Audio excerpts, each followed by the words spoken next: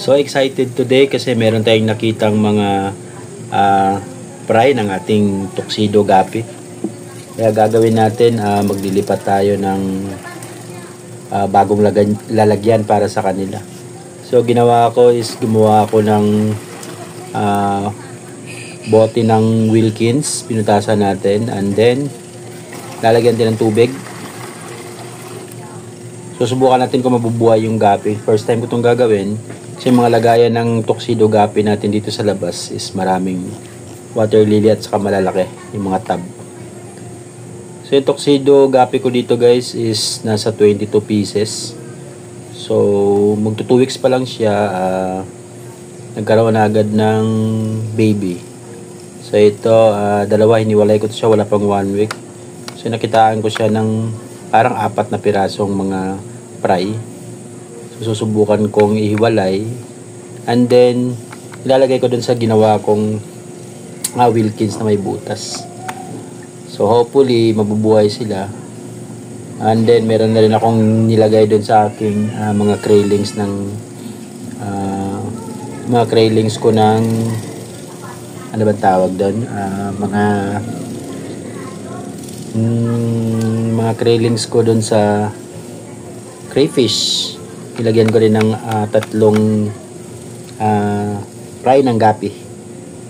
So ito guys, meron tayong nakuha. Parang 4 to, din nawala yung isa, parang 3 na lang ata.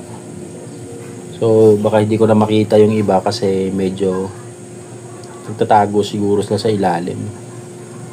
So susubukan nating kuhanan din sa kabila kasi meron pa dun sa kabila. Wala na ako makita dito guys. Titignan natin yung kabilang lagayan. Kasi dito sa tab na to is 2 lang yung pares ng ating babae at lalaki na tuxedo ko. So, wala na nga, wala nang iba. So di pa tayo sa kabila. Yan, meron din dyan tagda 2 pares. Dito naman meron siyang 5, and then meron dito 10 ata o 12. So susubukan ko ditong kuhanan. Ayun, may nakita tayong mga maliliit. So yun lang mahirap kasi marami na siyang water lily. Siguro bibili pa ako ng lalagyan para malipat yung mga water lily. Minsan kasi guys, meron bumibili dito sa water lily ko kaya binibenta ko din. May mga needs. Pero kung walang bibili, yun, kailangan ng panibagong lagayan kasi ang bilis din dumami ng water lily. Yun, may nakuha tayo.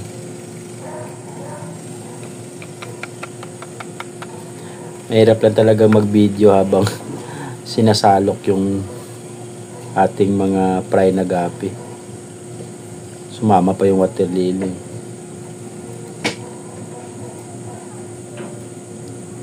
So ito guys, ano lang to, hindi naman to mga pure strain.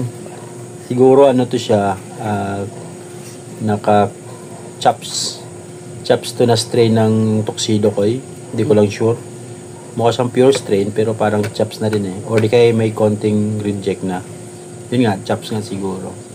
Pero meron akong pure strain dun sa loob ng bahay.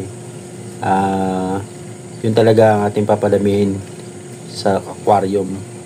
Yung dito kasi tinetesting ko lang muna.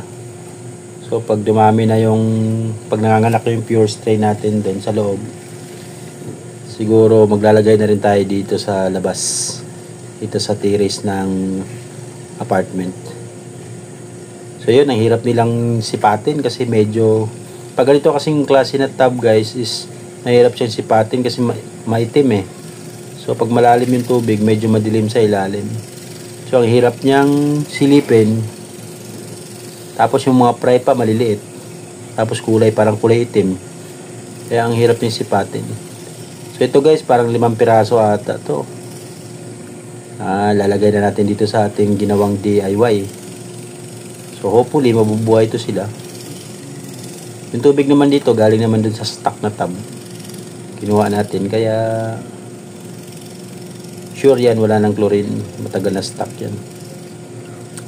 Sana hindi sila mamatay pag mainit kasi walang harang dito sa terrace pag tanghali. Direct sunlight talagang pumapasok.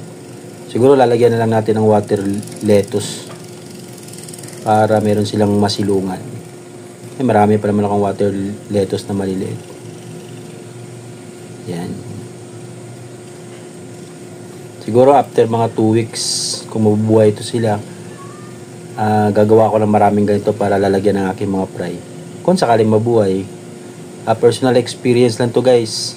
Sana mabuhay sila. So update ko kayo if ever merong mga pagbabago, kung mabuhay o mamatay. Hanggang dito na lang. Bye for now.